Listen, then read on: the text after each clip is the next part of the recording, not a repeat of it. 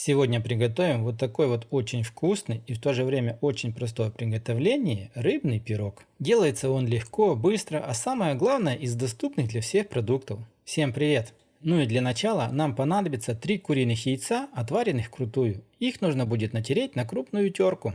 Ну и после того, как натерли 3 яйца, берем небольшой кусок твердого сыра и точно на той же терке натираем твердый сыр. Дальше нам понадобится небольшой пучок зелени. В моем случае это был укроп. Его нужно нарезать мелко-мелко. Нарезанный укроп отправляем в тарелку к натертым яйцам и сыру. Затем нам понадобится одна любая банка рыбных консерв. В моем случае это скумбрия. Вынимаем полностью всю скумбрию без масла в отдельную тарелку. Берем вилку и полностью всю рыбу нужно очень хорошо размять. Размятую рыбу отправляем полностью всю в тарелку к сыру с яйцами. Дальше все нужно посолить и поперчить. Соль и перец, как всегда, добавляйте по своему вкусу. А затем в эту тарелку нужно будет добавить 2 столовые ложки майонеза. После этого все хорошо, аккуратно перемешиваем, и наша начинка уже будет готова. Далее нам понадобится 2 листа лаваша.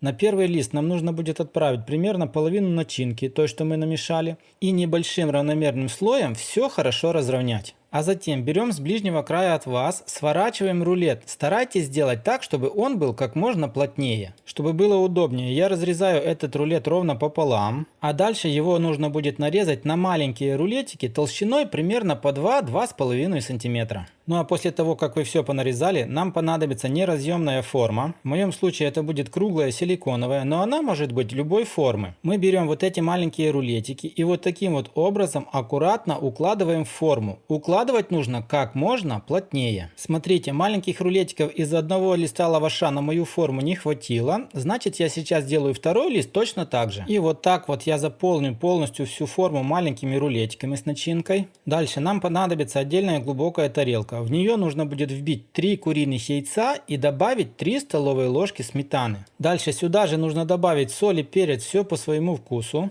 А затем нужно все хорошо взбить до однородного состояния, так чтобы яйца хорошо смешались со сметаной. Взбитые яйца со сметаной отправляем вот так вот наверх на наши рулетики, которые мы уложили в форму. И как вы видите, я вначале взбил 2 куриных яйца и 2 столовые ложки сметаны. И мне вот этого не хватило, чтобы залить полностью всю форму. Мне пришлось еще сделать одно яйцо и 1 ложку сметаны. Хорошо все выравниваем, а затем вот эту форму нужно будет отправить в разогретую духовку до 200 градусов примерно на 30-40 минут или же до готовности. За временем выпечки следите по своей духовке, потому что она у всех разная. У меня пирог простоял 40 минут в духовке, и он с одной стороны вот так вот приподнялся. Это ничего страшного, потому что после того, как он остынет, он вернется к своей прежней форме. Чтобы пирог было легче достать из формы, берем тарелку, переворачиваем ее вверх дном, а затем форму переворачиваем на тарелку. Поднимаем осторожно форму, потому что она еще горячая, и получаем вот такой вот красивый и обалденно вкусный пирог. Берем нож, разрезаем все на порционные кусочки, и такой классный пирог можно подавать на любой прием пищи, будь то обед, ужин или же просто перекус.